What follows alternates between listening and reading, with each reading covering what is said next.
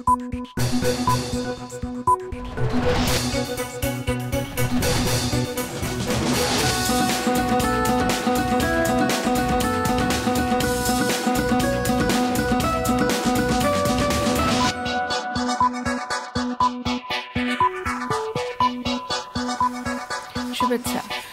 সবাইকে স্বাগত সন্ধ্যার মাছরাঙা সংবাদে আপনাদের সঙ্গে আছি আমি সাবরিনা হাসনাত। শুরুতেই গার্ডিয়ান লাইফ ইন্স্যুরেন্স সংবাদ শিরোনাম।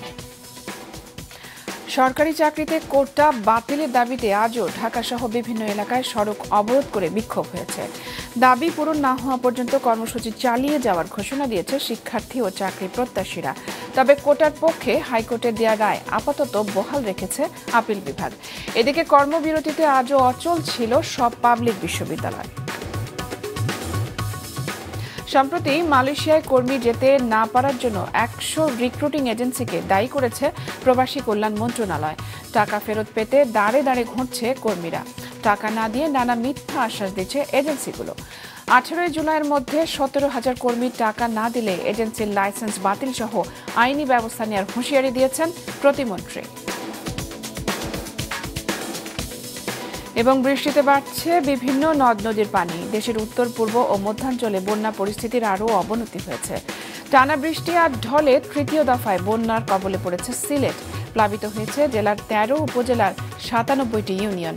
সিলেটে বারবার বন্যার জন্য কিশোরগঞ্জের হাওরের অল ওয়েদার সড়ক অন্যতম কারণ বলছেন বিশেষজ্ঞরা। দর্শক শুনছিলেন শিরোনাম, এবারে বিস্তারিত। সরকারি চাকরিতে কোটা ব্যবস্থা বাতিলের পক্ষে তৃতীয় দিনের মতো আজও রাজধানীর শাহবাগ সহ দেশের বিভিন্ন স্থানে বিক্ষোভ সমাবেশ করেছে শিক্ষার্থী ও চাকরি প্রত্যাশীরা।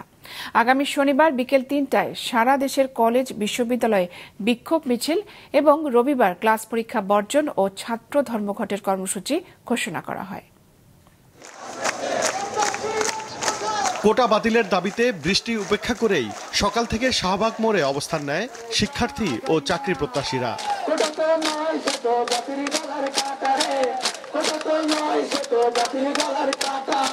56% কোটা ব্যবস্থা বাতিল করে মেধার ভিত্তিতে চাকরি আর বিশ্ববিদ্যালয়ে ভর্তির দাবি জানায় তারা। চাকরির ক্ষেত্রে আমাদের একই সমস্যা হচ্ছে, আমরা চাকরির মূল টার্গেটটাই থাকে আমরা একটা সরকারি চাকরি নেওয়া, যেখানে প্রতিযোগিতা এমনি আমরা টিকে থাকতে পারি না, ওইখানে কোটাতে আমাদের জন্য বৈষম্য। যেখানে হচ্ছে 54% কোটা সর্বমোট, তো সেখানে হচ্ছে সাধারণ শিক্ষার্থীদের জন্য হচ্ছে 44% থাকতেছে। প্রতিবন্ধী অথবা উপজাতি পিছিয়ে পড়া জাতি গোষ্ঠী আছে, তারা এই জায়গায় সুযোগটা পাক, কিন্তু মুক্তিযোদ্ধার জন্য যে কোটাটা রাখা হয়েছে এটা তাদের জন্য বিশাল এবং তারা পিছিয়ে পড়া জনগোষ্ঠী আমরা মনে করি না। শাহবাগ অবরোধের কারণে আশপাশের সড়কে বন্ধ হয়ে যায় যান চলাচল। দাবি আদায় না হওয়া পর্যন্ত এই কর্মসূচি চলবে জানায় আন্দোলনকারীরা। আরেকটি দিন যাওয়া মানে একজন মেধাবী বঞ্চিত হওয়া, তো আমরা আরেকটি দিনও এটা সহ্য করতে চাই না। আমাদের সাথে যতক্ষণ পর্যন্ত কোনো আমরা আশ্বাস পাচ্ছি, আমাদের সাথে কথা বলা হচ্ছে, ততক্ষণ পর্যন্ত আমরা আমাদের আন্দোলন চালিয়ে যাব এবং আমাদের লাগাতার কর্মসূচি চলবে। এদিকে একই দাবিতে সকালে রাজশাহী বিশ্ববিদ্যালয়ের শিক্ষার্থীরা বিক্ষোভ মিছিল নিয়ে ঢাকা রাজশাহী মহাসড়ক অবরোধ করে। দুপুরে বরিশাল কুয়াকাটা মহাসড়ক অবরোধ করে বরিশাল বিশ্ববিদ্যালয়ের শিক্ষার্থীরা। ময়মনসিংহে বাংলাদেশ কৃষি বিশ্ববিদ্যালয়ের শিক্ষার্থীরা বিক্ষোভ ও সমাবেশ করে ঢাকা জামালপুর রেলপথ অবরোধ করে। ডেরি গেটে আজও অবস্থান নিয়ে ঢাকা রিচা মহাসড়ক অবরোধ করে জাহাঙ্গীরনগর বিশ্ববিদ্যালয়ের শিক্ষার্থীরা। ওবায়দুল কবির, মাছরাঙা সংবাদ, ঢাকা। এদিকে সরকারি চাকরির প্রথম ও দ্বিতীয় শ্রেণীতে মুক্তিযোদ্ধা কোটা পদ্ধতি বাতিলের সিদ্ধান্ত অবৈধ ঘোষণা করে হাইকোর্টের দেয়া রায় আপাতত বহাল রেখেছে আপিল বিভাগ। সকালে প্রধান বিচারপতি ওবায়দুল হাসানের নেতৃত্বে 6 বিচারপতির আপিল বেঞ্চ এই আদেশ দেন। শুনানিতে আপিল বিভাগ রাষ্ট্রপক্ষকে জানায়, আপাতত হাইকোর্টের রায় যেভাবে আছে সেভাবেই থাকবে। পুরো রায় প্রকাশ হলে নিয়মিত আপিল করতে হবে। আদালতে রাষ্ট্রপক্ষের শুনানি করেন অ্যাটর্নি জেনারেল AM আমিনউদ্দিন। রিটের পক্ষে আদালতে উপস্থিত ছিলেন জ্যেষ্ঠ আইনজীবী মোতাহার হোসেন সাজু। গত 5 জুন সরকারি চাকরিতে মুক্তিযোদ্ধা কোটা পদ্ধতি বাতিল করে নেয়া সরকারি সিদ্ধান্ত অবৈধ ঘোষণা করে হাইকোর্ট। প্রত্যয় পেনশন স্কিম নিয়ে অর্থ মন্ত্রণালয়ের দেয়া ব্যাখ্যা প্রত্যাখ্যান করে আন্দোলনরত শিক্ষকরা বলেছেন, দাবি না মানা পর্যন্ত কর্মবিরতি চালিয়ে যাবেন তারা। প্রত্যয় স্কিমে অন্তর্ভুক্তির প্রজ্ঞাপন প্রত্যাহারের দাবিতে শিক্ষক কর্মকর্তাদের আন্দোলনে আজও অচল ছিল দেশের সব পাবলিক বিশ্ববিদ্যালয়। শিক্ষক কর্মকর্তা কর্মচারীদের সব প্রশাসনিক ও শিক্ষা কার্যক্রম থেকে বিরত থাকার আজ ৪র্থতম দিন। শিক্ষকরা বলছেন, ক্লাস পরীক্ষা ছেড়ে আসায় যে ক্ষতি হচ্ছে এর দায়িত্ব নিতে হবে অর্থ মন্ত্রণালয়কে। বাধ্য হয়ে আমরা যখন আন্দোলনে এসেছি, ক্লাসরুম থেকে বেরিয়ে আসছি, এটা আমাদের কাজ না। ক্লাসরুমে আমরা তখনই ঢুকবো যখন আমাদের দাবিদার সম্পূর্ণভাবে মেনে নেওয়া হয়েছে। জাতির কাছে বলতে হবে, এই যে ক্ষতি হলো তার দায়িত্ব তাদের। বক্তব্যে শিক্ষকরা বলেন, এ বিষয়ে অর্থ মন্ত্রণালয়ের বিবৃতি হঠকারী। সরকারের উচ্চ মহলের সঙ্গে এ নিয়ে পূর্ব নির্ধারিত বৈঠক বাতিলের প্রসঙ্গ টেনে শিক্ষকরা বলেন তারা আশাবাদী। আপনি কি স্বশাসিতের জন্য 59 রাখবেন আর বিশ্ববিদ্যালয়ের জন্য 60 রাখবেন? এটা তো আরেকটি চরম হঠকারী এবং বৈষম্যমূলক। শুধু জোড়াতালি আর গোজামিল দিয়ে চালিয়ে যাচ্ছেন এই বক্তব্যগুলো। আমরা আশাবাদী সরকার অতি দ্রুত এটা সমাধান করবেন। গত 3 দিনের মতো দেশের সবকটি পাবলিক বিশ্ববিদ্যালয়ে আজও একই দাবিতে কর্মবিরতির পাশাপাশি চলে আন্দোলন কর্মসূচি। আমরা আজকে 4র্থ দিনের মতো সর্বাত্মক কর্মবিরতি পালন করেছি এবং এটা আমাদের কন্টিনিউ থাকবে। যে মুহূর্তে আমাদের 3টি দাবি মেনে নেওয়া হবে, ঠিক সেই মুহূর্তে আমরা আমাদের এর কর্মবিরতি এবং অবস্থান কর্মসূচিতে আমরা আমাদের ক্লাসে ফিরে যাব। চলমান কর্মসূচির অংশ হিসেবে গাজীপুরের ঢাকা প্রকৌশল ও প্রযুক্তি বিশ্ববিদ্যালয়ের শিক্ষকরা 4 ঘন্টা অবস্থান কর্মসূচি পালন করেন। পেনশন স্কিম প্রত্যয়ে অন্তর্ভুক্তির প্রজ্ঞাপন প্রত্যাহার সহ 3 দফা দাবিতে 1 জুলাই থেকে আন্দোলনে আছেন শিক্ষকরা। শুক্র ও শনিবার সাপ্তাহিক ছুটির দিন বাদে আগামী রোববার থেকে আবারও অনির্দিষ্টকালের কর্মবিরতি ছাড়াও প্রতিদিনের আন্দোলন কর্মসূচি পালন করবেন তারা। কাউসার সোহেলি, মাছরাঙ্গা সংবাদ, ঢাকা। ছাগলকাণ্ডে আলোচিত জাতীয় রাজস্ব বোর্ডের সাবেক কর্মকর্তা মতিউর রহমান ও তার স্ত্রী সন্তানদের নামে ঢাকা জমি ও ঢাকার ফ্ল্যাট জব্দের আদেশ দিয়েছে আদালত। দুর্নীতি দমন কমিশনের পক্ষ থেকে মতিউর ও তার স্ত্রী সন্তানদের নামে থাকা 866 শতক জমি, বসুন্ধরা ও ধানমন্ডিতে থাকা 4টি ফ্ল্যাট জব্দের আবেদন করা হলে ঢাকা মহানগর দায়রা জজ আদালতের জ্যেষ্ঠ বিশেষ জজ মোহাম্মদ আশরামস জগলুল হোসেন এগুলো জব্দের নির্দেশ দেন। এদিকে অবৈধ সম্পদ অর্জনের অভিযোগে দুদকের আরেক আবেদনে কাস্টমস কমিশনার মোহাম্মদ এনামুল হকের ঢাকার একটি 9তলা বাড়ি, 2টি ফ্ল্যাট এবং 3টি বাণিজ্যিক স্পেস, গাজীপুর ও বাড্ডার জমি জব্দ করার আদেশ দেয় একই আদালত। অন্যদিকে পুলিশের সাবেক মহাপরিচালক বেনজির আহমেদ তার স্ত্রী ও মেয়ের নামে বান্দরবানে থাকা বাড়ি, গরু ও মৎস্য খামারসহ 25 একর সম্পত্তি আদালতের নির্দেশে তত্ত্বাবধানে নিয়েছে জেলা প্রশাসন। মালয়েশিয়ায় যেতে না পারা কর্মীদের টাকা 18 জুলাইয়ের মধ্যে ফেরত দিতে রিক্রুটিং এজেন্সিগুলোকে নির্দেশ দিয়েছে প্রবাসী কল্যাণ মন্ত্রণালয়। অনিয়মের দায়ে 100 প্রতিষ্ঠানকে চিহ্নিত করা হয়েছে। তাদের বিরুদ্ধে আইনানুগ ব্যবস্থা নেওয়া হচ্ছে বলে জানিয়েছেন প্রবাসী কল্যাণ প্রতিমন্ত্রী। 4 থেকে 6 লাখ টাকা খরচ করে মালয়েশিয়ায় যেতে না পারা অন্তত 17,000 কর্মী ঘুরছেন রিক্রুটিং এজেন্সিগুলোর অফিসে অফিসে টাকা ফেরতের আশায়। তবে কর্মী যাওয়া বন্ধের 1 মাস পেরিয়ে গেলেও বেশিরভাগই ফেরত পায়নি টাকা। শিগগিরই মালয়েশিয়ায় যাওয়া যাবে এমন মিথ্যা প্রতিশ্রুতি দিয়ে অনেক কর্মীকে ঘুরাচ্ছে অভিযুক্ত রিক্রুটিং এজেন্সিগুলো। কেউ আবার আংশিক টাকা ফেরত দিচ্ছেন, কেউ আবার অন্য দেশে পাঠানোর স্বপ্ন দেখিয়ে কর্মীদের কাছে আরো টাকা দাবি করছেন। মালয়েশিয়া যাওয়ার জন্য আমার 2 ভাইপোর জন্য 11 লক্ষ টাকা দিয়েছিলাম, 10,90,000, 3 লাখ টাকা ফেরত দিয়েছি। কি বলে কলিং বন্ধ করেছি, তাই তারপর আপনি কিভাবে নেবেন? উনি বলছে সমস্যা নাই, এটা দায়িত্ব আমার লগে আরো 5-6 জন আইছে, কইছে মালয়েশিয়া লোক নিব। এই একের পর এক আশা দিয়ে আমাদের রাখতেছে, বাট আমাদের মালয়েশিয়া এখনো নিতেছে না। মালয়েশিয়ায় কর্মী পাঠানোর ক্ষেত্রে 100টি রিক্রুটিং এজেন্সির অনিয়ম পেয়েছে প্রবাসী কল্যাণ মন্ত্রণালয়। প্রতিষ্ঠানগুলোর গাফিলতির কারণে প্রতারিত হয়েছেন কর্মীরা। কর্মীদের টাকা ফেরত দিতে 15 দিন সময় বেঁধে দিয়েছে মন্ত্রণালয়। তদন্ত কমিটি করেছি, সেই তদন্ত কমিটির মাধ্যমে বাইরে এসেছে যে 100টি এজেন্ট, রিক্রুটিং এজেন্ট ছিল, সবাই কারো 10 জন, কারো 50 জন, কারো 500 জন, কারো 400 জন, এইভাবে। প্রথম হলো কি গরিবের টাকাটা রিটার্ন করা। 15 দিনের ভিতরে যদি আপনারা না দেন তাহলে আপনাদের ব্যাপারে, আপনাদের যে দিতে পারবে না তাদের ব্যাপারে আমরা আইনানুগ ব্যবস্থা গ্রহণ করব, কাউকে ছাড় দেওয়া হবে না। ভবিষ্যতে মালয়েশিয়ার শ্রমবাজারে সিন্ডিকেট করে কিছু রিক্রুটিং এজেন্সির কর্মীদের কাছ থেকে 6 থেকে 7 গুণ বেশি টাকা আদায় ও প্রতারণা বন্ধে আরো কঠোর অবস্থানে যাওয়ার কথাও জানিয়েছে প্রবাসী কল্যাণ মন্ত্রণালয়। আরো ডিটেইলস পরে জানাবো। মাশরুক রাহাত, মাছরাঙ্গা সংবাদ, ঢাকা। দেশের উত্তর পূর্ব ও মধ্যাঞ্চলে বন্যা পরিস্থিতির আরও অবনতি হয়েছে। উত্তর পূর্বাঞ্চলের নদ নদীর পানি বৃদ্ধি অব্যাহত রয়েছে। আগামী 24 ঘণ্টায় এই অঞ্চলের বন্যা পরিস্থিতির অবনতির পূর্বাভাস দেওয়া হয়েছে। উজানের পাহাড়ি ঢল এবং টানা বৃষ্টিতে সিলেটে তৃতীয় দফায় বন্যা দেখা দিয়েছে। সুরমা ও কুশিয়ারা নদীর পানি 6টি পয়েন্টে বিপদসীমার উপর দিয়ে বইছে। সুনামগঞ্জের সার্বিক বন্যা পরিস্থিতির উন্নতি হয়েছে। যমুনা, ব্রহ্মপুত্র, ঘাঘট এবং ধরলা নদীর পানি অস্বাভাবিক বৃদ্ধি পাওয়ায় কুড়িগ্রাম ও গাইবান্ধায় বন্যা পরিস্থিতির অবনতি হয়েছে। আকস্মিক বন্যায় গবাদি পশু এবং শিশুদের নিয়ে বিপাকে পড়েছেন অনেকেই। দুর্গত এলাকায় দেখা দিয়েছে সুপেয় পানির সংকট। জামালপুরে সব নদ নদীর পানি বৃদ্ধি অব্যাহত রয়েছে। যমুনা নদীর পানি বাহাদুরাবাদ ঘাট পয়েন্টে বিপদসীমার 55 সেন্টিমিটার উপর দিয়ে বইছে। সিলেটে বন্যায় ফের আলোচনায় কিশোরগঞ্জের হাওরের অল ওয়েদার সড়ক। স্থানীয় প্রশাসন অস্বীকার করলেও এই বন্যার জন্য এই সড়কটির প্রভাব রয়েছে বলে দাবি করেছেন বিশেষজ্ঞরা। কিশোরগঞ্জ থেকে বিজয় রায়ের তথ্য ছবিতে ডেস্ক রিপোর্ট। সিলেট অঞ্চলে বন্যা হলেই আলোচনা সমালোচনা হয় কিশোরগঞ্জের এ সড়ক নিয়ে। বিশেষ করে সামাজিক যোগাযোগ মাধ্যমে অনেকেই বন্যার জন্য এই সড়ককে দায়ী করছেন।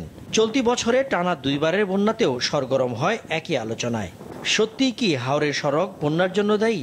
আমাদের বন্যা তো হইবই, মেঘনার যখন ভরে গেছে গা, বালুতে ভরে গেছে গা, তা আমাদের পানি তো ফুলবই। এই উত্তরের পানি এলাম তাছে, সুনামগঞ্জের পানি এলাম তাছে, সিলেটের পানি এলাম তাছে, সবাই এলাম তাছে, আমরা দেশ তালা এলতাছে। গড়দর ভাঙ্গের সম্ভাবনা আছে, প্রতিদিন প্রায় 1 ফুট 1.5 ফুট করে পানি বাড়তেছে। সমালোচকদের দাবি সিলেটে আগেও প্রচুর বৃষ্টি হতো, কিন্তু এমন বন্যা হতো না। 2022 সালে সিলেটে স্মরণকালের ভয়াবহ বন্যা হয়। এতে পুরো বিভাগের প্রায় 70 ভাগ পানিতে তলিয়ে যায়। বিশেষজ্ঞরা বলছেন সিলেট সীমান্তে বরাক নদী 2 শাখায় সুরমা ও কুশিয়ারা 300 কিলোমিটার প্রবাহিত হয়ে সংযোগস্থল থেকে মেঘনা নদী তৈরি হয়। এর বাইরে বিবিয়ানা, ধলেশ্বরী, খোয়াই ও কালনি নামেও কিছু শাখা নদী প্রবাহিত হচ্ছে। সিলেট অঞ্চলে পানি কিশোরগঞ্জের মিঠামইনে ধনু নদী পর্যন্ত পৌঁছাতে দীর্ঘ পথ পাড়ি দিতে হয়। এই পথে সব হাওরের শেষ প্রান্তে মিঠামইনের অবস্থান এবং তারপরেই সবগুলো নদীর পানি মেঘনা নদীতে পড়ছে। মিঠামইনে পানি জমার পর অল ওয়েদার সড়কে পানির প্রবাহে বাধা সৃষ্টি হচ্ছে। যেখান থেকে এই কালভার্টের ভিতর দিয়ে পানি যাচ্ছে, গেলে দেখা যাবে প্রচন্ড বেগে পানি প্রবাহিত হচ্ছে। তার মানে হচ্ছে এর রাস্তাটার উজানের দিকে, অর্থাৎ সুনামগঞ্জ সিলেটের দিকে পানির স্তর বেশি, আর রাস্তাটার ভাটির দিকে হচ্ছে অনেক নিচুতে। 2 পাশে অ্যাবাউট 1.3 মিটার, তার মানে অ্যাবাউট 4 ফুট 4.5 ফুট পানির উচ্চতা বেশি। রাস্তাটা না থাকলে কিন্তু পানির উচ্চতার পার্থক্য থাকার কথা না, অর্থাৎ এই রাস্তাটা উজানের দিকে 4-5 ফুট পানি আটকে দিয়েছে। কাজেই পানি নিষ্কাশনে এই রাস্তাটা নিশ্চয়ই বাধার সৃষ্টি করছে। যারা বলছেন তারা দয়া করে মেপে দেখান। এর বাইরে সুরমা, কুশিয়ারা ও মেঘনা সহ সব নদীতে পলি জমার কারণে দ্রুত পানি অপসারিত হতে পারছে না। এতেও তৈরি হচ্ছে বন্যা। এটার সলিউশন হচ্ছে এই রাস্তাটা জায়গায় জায়গায় ভেঙে আরো প্রচুর কালভার্ট তৈরি করা। হাওরের বিশাল জলরাশির বুক চিরে 874.8 কোটি টাকা ব্যয়ে 29.73 কিলোমিটার দীর্ঘ আলোচিত এই সড়কটি নির্মিত হয় 2020 সালে। হাওরের 3 উপজেলায় সড়ক যোগাযোগ সহজ করার পাশাপাশি এটি পর্যটকদের কাছেও আকর্ষণীয়। মাছরাঙা নিউজ ডেস্ক। বিতরণ কোম্পানি লোকসান করলেও গ্রাহক পর্যায়ে বিদ্যুতের দাম আপাতত বাড়ছে না বলে জানিয়েছেন বিদ্যুৎ, জ্বালানি ও খনিজ সম্পদ প্রতিমন্ত্রী নসরুল হামিদ। সকালে সচিবালয়ে বিদ্যুৎ বিভাগের বাজেটোত্তর সংবাদ সম্মেলনে একথা বলেন তিনি। প্রধানমন্ত্রীর আসন্ন চীন সফরে বিদ্যুৎ ও জ্বালানি খাতে কোনো সমঝোতা স্মারক সই হবে কিনা সাংবাদিকরা জানতে চাইলে প্রতিমন্ত্রী বলেন, বিদ্যুৎ সঞ্চালন ব্যবস্থা ও বিতরণ ব্যবস্থার কিছু প্রকল্প রয়েছে। এর মধ্যে যেসব বিষয়ে অনুদান পাওয়া যাবে সেগুলোর চুক্তি বা সমঝোতা স্মারক সই হবে। টাকার অঙ্কে এই বিনিয়োগ $1 বিলিয়ন হতে পারে বলে জানান নসরুল হামিদ। বলেন, সব মিলিয়ে চীন সফরে 7টি প্রস্তাব তুলে ধরবে বাংলাদেশ।